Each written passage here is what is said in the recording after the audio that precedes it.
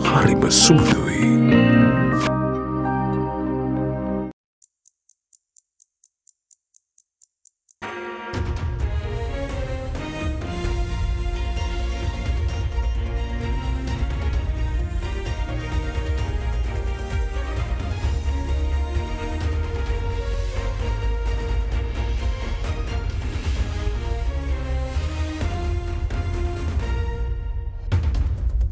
Tonight on First at 9 this Wednesday, the 6th of December 2023. One Direction. President Ranil Wickremesinghe stresses that economic reform implementation is the only way out of the crisis. VAT spat. Committee on Public Finance Chairman requests Finance Ministry not to impose VAT on medical equipment and child-related products. All this while a tense situation erupts between MP Ponnambalam and the Justice Minister over the usage of PTA also in Parliament. Free India Economics. The 13th round of ETCA negotiations between Sri Lanka and India to commence in January of next year. Tax wax. Economists request that the government avoid erroneous tax systems that can jeopardize the economic recovery. ඔබේ විශ්වාසය දෙනු සෙන්සුරයින් දැන් ළඟමැති ෆාමසියෙන් ලබාගත හැක. This is AdaDerana First at 9. Live from Studio 24 in Colombo. Good evening and a warm welcome to you from AdaDerana's English News. First at 9, I'm Jonathan Benedict. Let's take a look at our news for the evening. We start with our top story right now. In a heartwarming speech which highlighted the various hardships endured by the general public in the past, President Ranil Wickremesinghe emphasized that there is no alternative other than moving ahead with the new economic reforms. Addressing an event in Colombo today, the President further confirmed that the new economic program will commence from the 1st of January to lead the country towards a progressive economy, adding that the country will face fast-tracked modernization within the upcoming year. The centenary celebration of the Government Valuation Department was held today in Colombo. The theme song and flag of the Government Valuation Department was unveiled at the event today, while an e-valuation system was also introduced. December මැදදී OCC Official Creditors Committee රැස් වුණාම නිල වශයෙන් අපි ණයගත් රටවල් ප්‍රකාශ කරන්නට යනවා අපිට දැන් මේ ණය දරා ගන්නට පුළුවන් කියලා. එතනින් ඒක ඉවර වෙන්නේ නැහැ. ඊට පස්සේ අපිට තියෙනවා පුද්ගලික ණයකරුවන් සමග සාකච්ඡා කරන්න. මම බලාපොරොත්තු වෙන්නේ මේකටත් වැඩි කල්යන්ට ඉස්සලා එන අවුරුද්දෙම අපිට විසඳන්න පුළුවන් වෙයි කියලා. එහෙනම් අපි බංකොලොත් භාවයෙන් මිදෙනවා. මම හිතන්නේ මාස 18කින් මේක කළා තියෙන ශීඝ්‍රම වැඩසටහන. මම මේ සැරේ COP28ට ගියද්දි හුඟක් අය මයන් ඇහුවා කොහොමද ලංකාව මේ වැඩ කටයුත්ත කරේ කියලා. අවුරුදු දෙකක් තුනක් යනවා සාමාන්‍යයෙන්. ඒ නිසා මම හිතන්නේ ඒ පිළිබඳව මේ රජයේ ආයතන වලටත් මේ රටේ මහ ජනතාවටත් මම විශේෂයෙන්ම ස්තුති කරන්න කැමතියි. විශාල බරක් අරගත්තා. රජයේ සේවකයන්ට විශාල ප්‍රශ්නයක්. බදු ගෙවන්න නැත්නම් බදු ගෙවන්න සිදු වුණා. ජීවන වියදම් වැඩි වුණා. අපි බැලුවේ අපිට රුපියල් 10000ක් හරි හොයාගෙන ලබලා දෙන්න. සමහරක ඊට වඩා ලබා දෙන්න ඕන එක ඒ මුදල් අපි ළඟ තිබුණේ නැහැ. අපි දැන් වියදම් සීමා කරන්න සිදු වෙලා තියෙනවා. අපිට තියෙන මුදල් ප්‍රමාණය අනුව තමයි වැඩ කටයුතු කරන්න තියෙන්නේ. සමහරු කියනවා සහන දෙනවා කියලා සහන දෙන්න පුළුවන් මාස 6කට. ඊට පස්සේ වෙන දේ මං කියන්න ඕන නැහැ. අපිට තියෙන අලුත් ආර්ථිකයකින් විදේශ විනිමය උපයා ගන්න. ශීඝ්‍රයෙන් දියුණු වෙන්න. එන අවුරුද්දේ ඉඳන් මේ අලුත් ආර්ථිකය ගැන අපි ක්‍රියා කරන්නට යනවා. එන අවුරුද්ද කියන්නේ ජනවාරි 1 වෙනිදා ඉඳන්. මුළු රට තුළම නවීකරණයක් සිදු වෙන්න වෙයි. ඒක හැර අපිට වෙන විකල්පයක් නැහැ. ආපහු මේ තත්ත්වයට යන්න බෑ. මෙහෙම දුක් විඳින්න බෑ. ඔබ සියලු දෙනාම දුක් විඳා. අදත් අමාරුකම් තියෙනවා. ඒත් මේක අපි හරියට කරොත් තමන්ගේ දරුවන්ට හොඳ අනාගතයක් තියෙනවා. Chairman of the Committee on Public Finance, Dr. Harsha De Silva, requested that the government refrain from imposing an 18% value-added tax on medical equipment and child-related products by considering them essential goods. He made these comments during the budget debate at the Parliament today. Meanwhile, parliamentarian of Ahila Ilankai Tamil Congress Gajendran Ponnambalam and Minister of Justice Vijayadasa Rajapaksa locked horns over the pressing issue of the usage of the Prevention of Terrorism Act.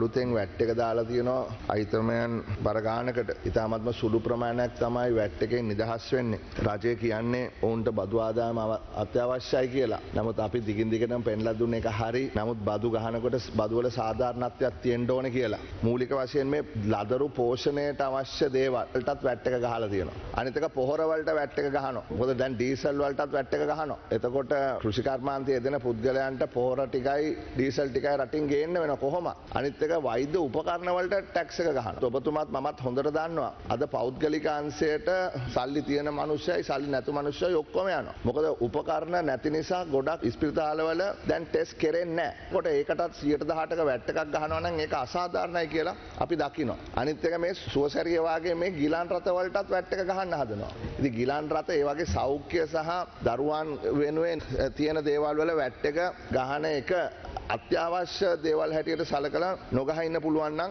හොඳයි කියන එක අපි මුදල් අමාත්‍යාංශයට යෝජනා කරා. Dollar අර්බුදයට විසඳුමේ බදු ගහන එක නෙවෙයි. අපනයන 115 ගේ අඩු වෙලා. අපනයන දිනු කරන්න කිසි පියවරක් ගන්න මේ රටේ ජනතාව තලා පෙළලා බදු ගහන එක තමයි මේ ආණ්ඩුව කරන්නේ. PTA is something that he himself has stated to the international community that there is a moratorium, that they will observe a moratorium. Now he says, Honourable Speaker, that it is the law of the country. Please. And that he can't interfere because it is the law of the country.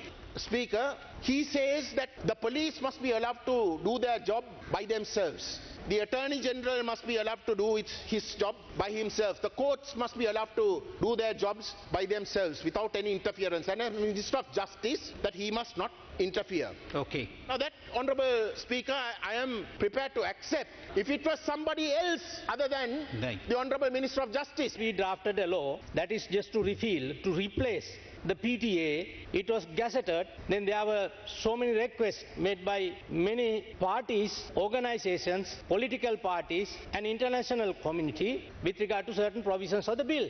Then we as a democratic government, we withdrew it. We agreed that we will redraft it after taking into consideration all their views. Then we redrafted it. After it was drafted, Honourable Speaker, before it was gazetted, I published in all the newspapers that anybody who is interested of making any representation regarding the bill, I allocated 3 days.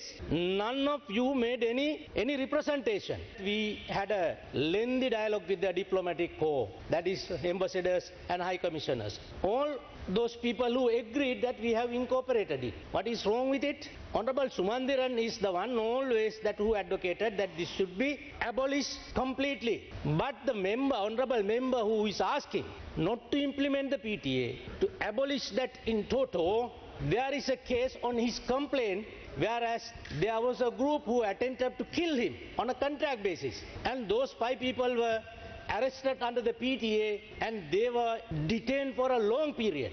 Then why did we do that? One of our honourable members in the parliament was to be killed on a contract basis, and because of the skill and the intelligence of our intelligence service and the army, they prevented the killing of your colleague, my colleague, Honourable Sumandiran.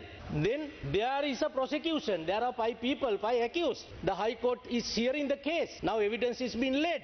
While you say when there is an attempt on my life or when there is any attempt against us or our community, you should implement PTA. But if criminals and terrorists have killed other innocent people, don't implement. Honourable Speaker, can you accept this position? Can that be accepted by the Parliament? Can that be accepted by the courts? The 13th round of Economic and Technological Cooperation Agreement negotiations between Sri Lanka and India are scheduled to be held on from the 8th to the 10th of January 2024. A statement issued by the Cabinet of Ministers confirmed that it has been decided that the conclusion of the technical level discussions of the ETCA will be reached by March of 2024. At its meeting yesterday, the Cabinet of Ministers took into consideration the submission made by President Ranil Wickremesinghe regarding the 12th round of ETCA negotiations between Sri Lanka and India, which transpired from the 30th of October to the 1st of November this year.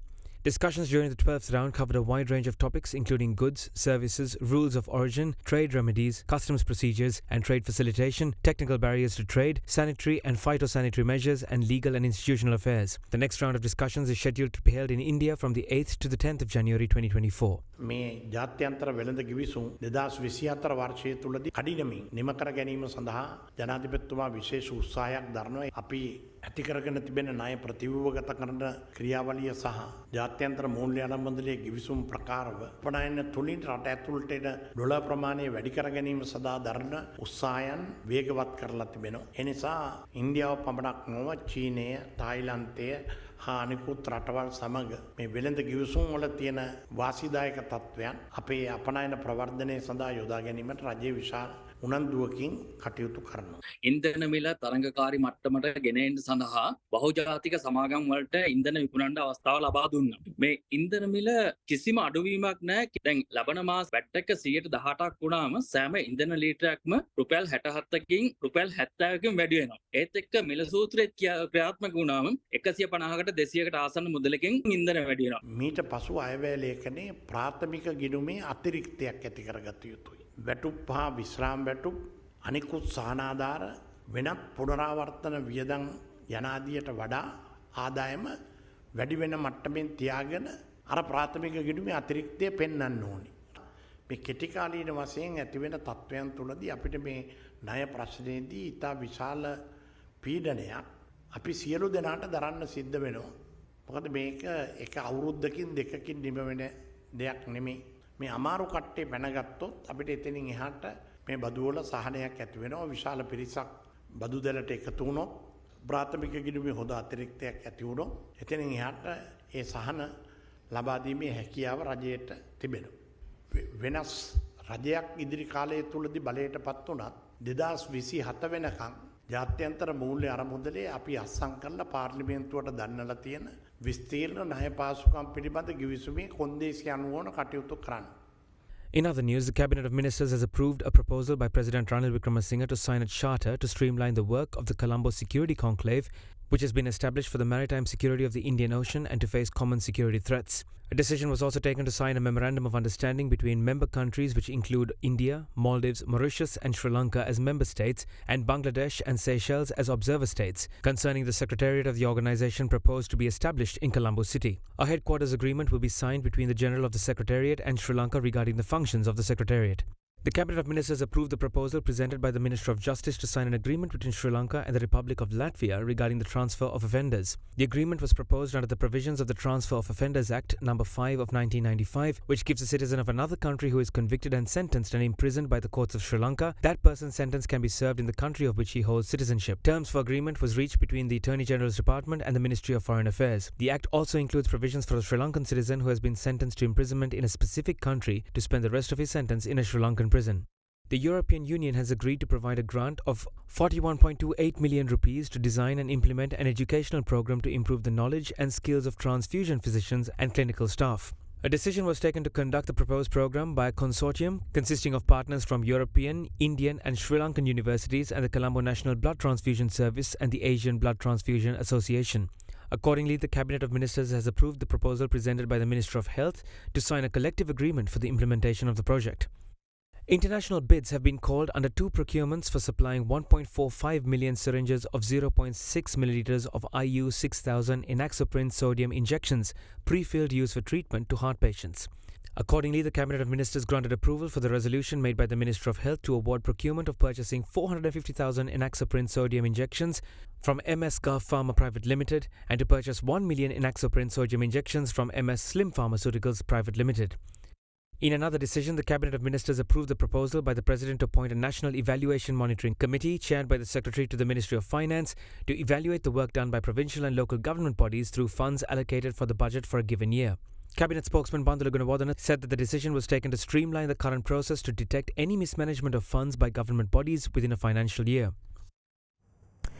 Former Deputy Inspector General of Police Nalaka De Silva has been released from a charge over an alleged assassination plot of a VIP in 2019.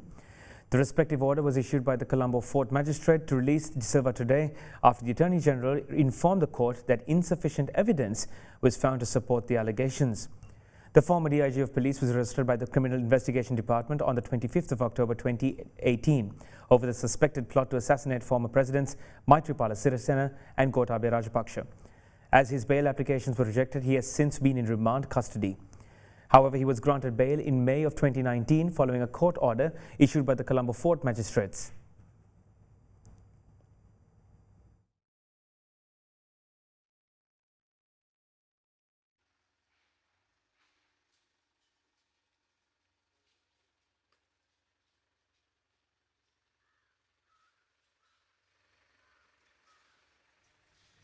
A 54-year-old police officer committed suicide after using his service firearm on himself at the Paliagoda Expressway interchange this morning.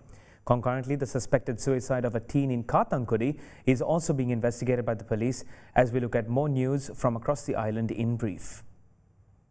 A police officer who had been on duty at the Paliagud Expressway interchange last night committed suicide this morning after using his service firearm on himself. The deceased was identified as a 54-year-old resident of Nochiagam area. The cause behind the death is yet to be ascertained.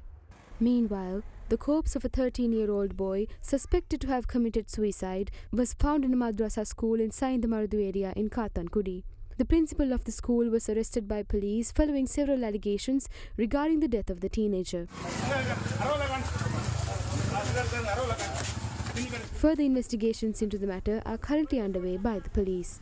A Sri Lankan individual employed in South Korea was attacked and killed by his colleague on Sunday following a personal dispute. The deceased was identified as a 29-year-old resident from the Pamurugama area in Negombo. A suspect has since reportedly been apprehended by the South Korean police following the incident.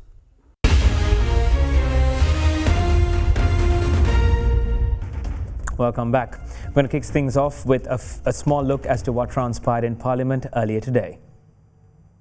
අලුතෙන් VAT එක දාලා තියෙනවා අයිතමයන් බර ගානකට ඉතාමත්ම සුළු ප්‍රමාණයක් තමයි වැට් එකෙන් නිදහස් වෙන්නේ. රජය කියන්නේ ඔවුන්ට බදු ආදායම අත්‍යවශ්‍යයි කියලා. නමුත් අපි දිගින් දිගටම පෙන්ලා දුන්න එක හරි. නමුත් බදු ගහනකොට බදු වල සාධාරණත්වයක් තියෙන්න ඕනේ කියලා. මූලික වශයෙන් මේ ලදරු පෝෂණයට අවශ්‍ය දේවල්ටත් වැට් එක ගහලා තියෙනවා. අනිත් එක පොහොර වලට වැට් එක ගහනවා. මොකද දැන් ඩීසල් වලටත් වැට් එක ගහනවා. එතකොට කෘෂි කර්මාන්තයේ දෙන පුද්ගලයන්ට පොහොර ටිකයි ඩීසල් ටිකයි රටින් ගේන්න වෙනවා කොහොම? අනිත් එක වෛද්‍ය උපකරණ වලට ටැක්ස් එක ගහනවා. ඔබතුමාත් මමත් හොඳට දන්නවා. අද පෞද්ගලික අංශයට සල්ලි තියෙන මිනිස්සුයි සල්ලි නැතු මිනිස්සුයි ඔක්කොම යනවා. මොකද උපකරණ නැති නිසා ගොඩක් ස්පිරිතාලවල දැන් ටෙස්ට් කෙරෙන්නේ නැහැ. කොට ඒකටත් 118ක වැට් එකක් ගහනවා නම් ඒක අසාධාරණයි කියලා අපි දකිනවා. අනිත් එක මේ සුවසැරිය වාගේ මේ ගිලන් රථ වලටත් වැට් එක ගහන්න හදනවා. ඉතින් ගිලන් රථ ඒ වගේ සෞඛ්‍ය සහ දරුවන් වෙනුවෙන් තියෙන දේවල් වල වැට් එක ගහන එක අත්‍යවශ්‍ය දේවල් හැටියට සලකලා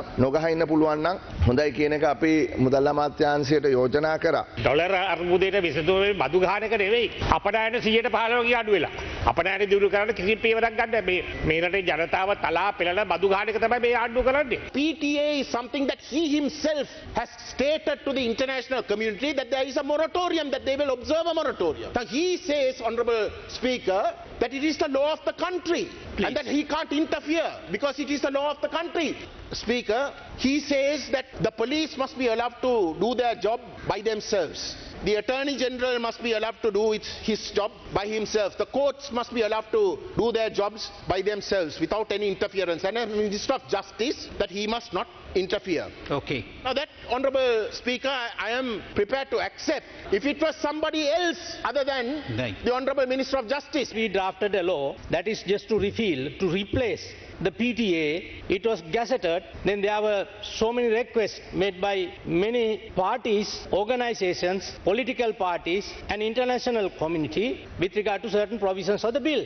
Then we as a democratic government, we withdrew it. We agreed that we will redraft it after taking into consideration all their views. Then we redrafted it. After it was drafted, Honourable Speaker, before it was gazetted, I published in all the newspapers that anybody who is interested of making any representation regarding the bill, I allocated 3 days. None of you made any representation. We had a lengthy dialogue with the diplomatic corps, that is ambassadors and high commissioners. All those people who agreed that we have incorporated it. What is wrong with it? Honourable Sumandiran is the one always that who advocated that this should be abolished completely. But the honourable member who is asking not to implement the PTA, to abolish that in toto, there is a case on his complaint, whereas there was a group who attempted to kill him on a contract basis. And those 5 people were arrested under the PTA and they were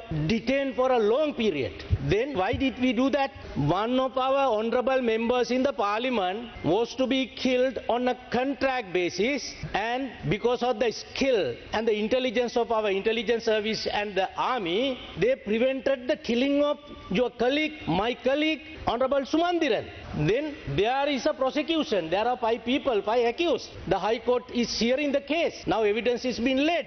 While you say when there is an attempt on my life or when there is any attempt against us or our community, you should implement PTA. But if criminals and terrorists have killed other innocent people, don't implement. Honorable Speaker, can you accept this position? Can that be accepted by the Parliament? Can that be accepted by the courts?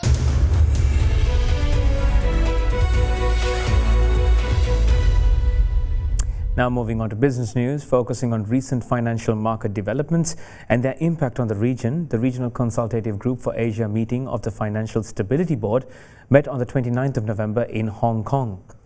Vulnerabilities arising from non-bank financial intermediation, the deepening of the sovereign bank nexus in several emerging markets, and developing economies and measures to promote effective regulation and the supervision of crypto asset-related risks were among the key focus points.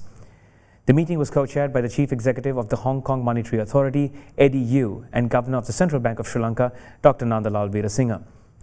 Further, the FSB aims to bring together financial authorities from FSB member and non-member nations to promote financial stability and promote implementation of effective regulatory financial sector policies.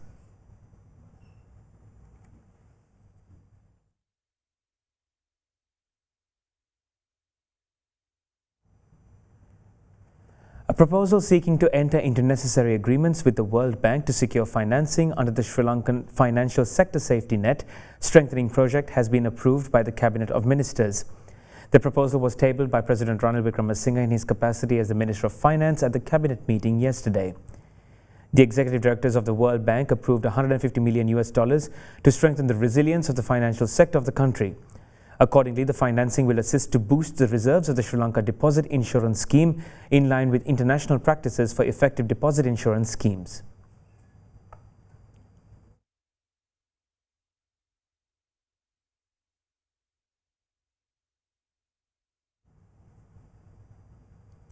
Economic experts say that a tax system will affect the country's economic recovery if it negatively affects the current progress.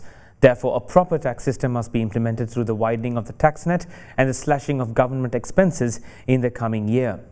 The real income of the general public has reduced due to the crisis, and higher inflation in the country and poverty levels have risen over the years.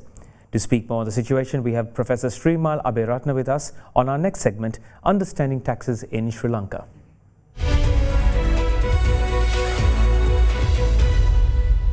We should consider expenditure side. And many people would ask that where should we cut down our expenditure? In fact, the public, the people have cut down their real expenditure enormously in this crisis situation. I think their real incomes have gone down more than 50% right now because of higher inflation. Also, the poverty level has increased, and according to latest statistical report, the poverty ratio is about 1/3 of people population are below the poverty line. Apart from that, our middle class is also in poverty, which I call hidden poverty. They are not recorded statistically, but they are in that poor category because of the price increases and because of the higher taxes. Therefore, understanding this economic reality of the country, we should be able to design an effective tax system, bringing each and everyone into the tax nets effectively and efficiently, number one, and cutting down expenditure ruthlessly to deal with the situation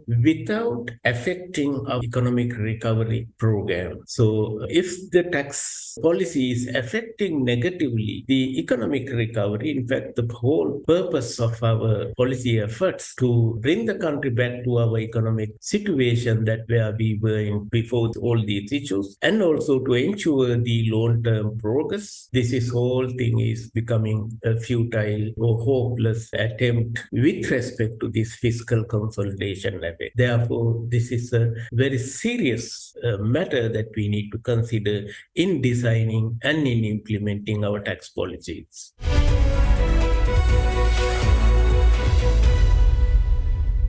South Asia's first revolving restaurant located in the Colombo Lotus Tower will be opened to the general public on the 11th of December. The restaurant, which was built with an investment of 220 million rupees, has a seating capacity of 220 persons. 1 million for every person. The restaurant will be operated as a private-public partnership under which 80% of the profits earned will be acquired by Lotus Tower Management Company Private Limited. South Asia's first revolving restaurant, located at the Colombo Lotus Tower, is expected to be opened on the 9th of December by President Ranil Wickremesinghe.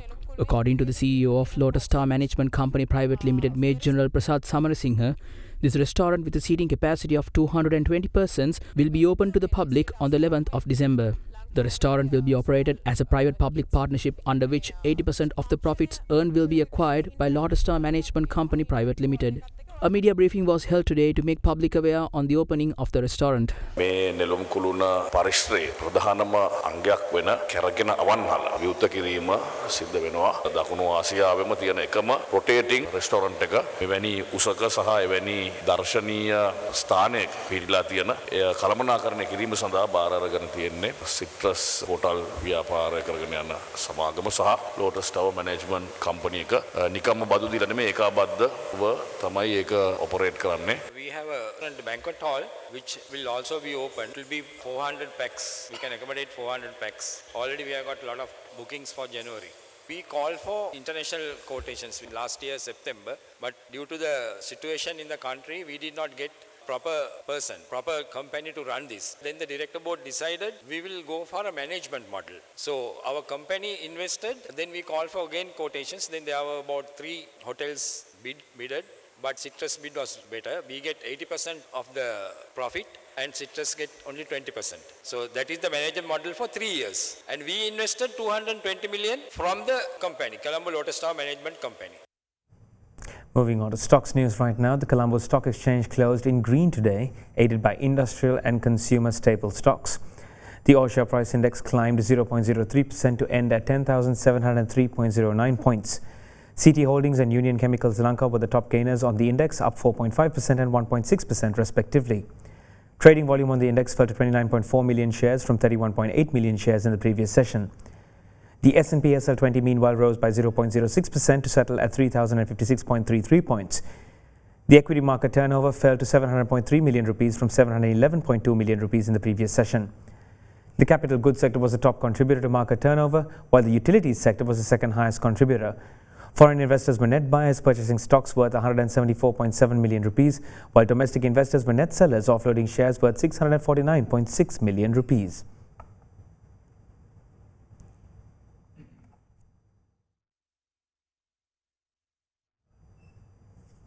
Amrit Fernando joins us now with a few thoughts to round off our Markets in View segment for the week.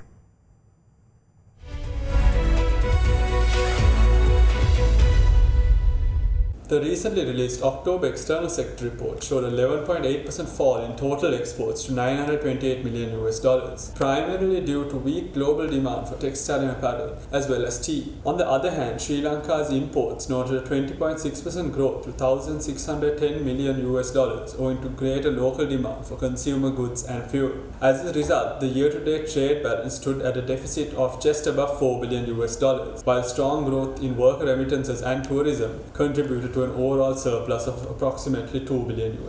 From a tourism perspective, Sri Lanka's November arrivals were in line with CAL's expectations at 151,000, marking the first time since the start of the pandemic where tourist arrivals topped 150,000. CAL expects December tourists at almost 220,000, which means a marginal shortfall compared to the government's annual target of 1.5 million tourists.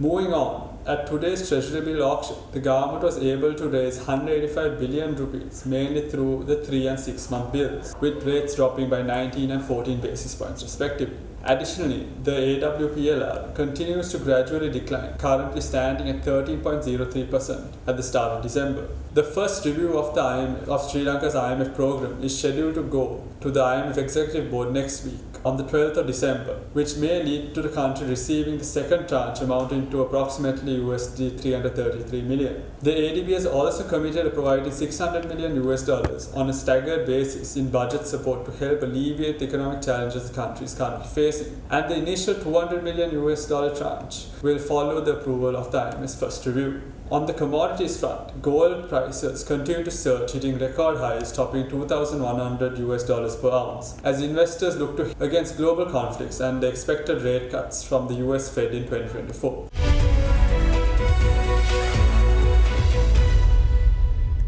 Let's now have a look at how the rupee traded against other major currencies as the day progressed.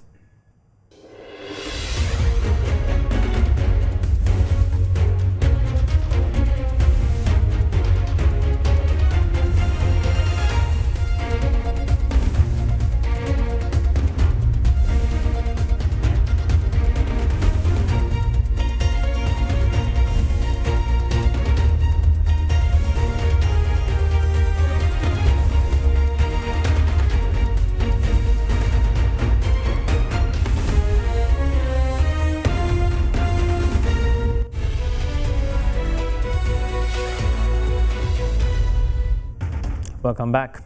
UB Finance PLC announced the appointment of a new director to its company in its corporate disclosure dated today. Sri Lanka's Export Development Board, meanwhile, has partnered with the Department of Integrated Design at the Faculty of Architecture in the University of Moratuwa to launch an innovative packaging program tailored for small and medium-sized enterprises. With that, let's take a look at our corporate news segment for the day. UB Finance PLC announced that the board of directors of the company appointed Sanjay Pokhrel as a non-independent, non-executive director of the company with effect from the 4th of December 2023. The company noted that the decision was taken upon the review and recommendation of the Nominations Committee and the receipt of approval from the Director and Department of Supervision of Non-Bank Financial Institutions of the Central Bank of Sri Lanka. In terms of Rule 7.8b of the listing rules, it is also disclosed that Sanjay does not have a relevant interest in shares issued by the company as of date. Meanwhile, Sri Lanka Export Development Board partnered with the Department of Integrated Design at the Faculty of Architecture at the University of Moratuwa to launch an innovative packaging program tailored for small and medium-sized enterprises. This collaborative effort targeting SMEs recently concluded with a showcase at the Design Code 2023 event, marking a pivotal moment for Sri Lankan exporters. Following a rigorous selection process, the collaboration between EDB and UOM focused on identifying and supporting SME exporters dealing with fruits, nuts and vegetable exporters, aiming to provide them with innovative packaging solutions tailored for the European market. In the meantime, following the launch of the application process for the Best Corporate Citizen Sustainability Awards 2023, the Ceylon Chamber of Commerce announced the appointment of the panel of evaluators for the awards. Chairman of the panel, Ratika De Silva, will lead an experienced and versatile panel of evaluators who will evaluate applications for sustainability under the awards 3Ps, Planet, People and Profit. The Best Sustainability Projects Award 2023 recognized individual sustainability projects initiated by Sri Lankan corporates, which will be evaluated by a panel of evaluators comprising Azam Marker, Vinod Malvatta, Harshini De Silva Pandit Sekara, Kesawa Kanapati and Karin Fernando. That wraps up the news for today. Join us again tomorrow at the same time for more English news on your premier English news channel, AdaDerana's First at 9. I'm Jonathan Benedict for now. Have a blessed Thursday ahead. Good night.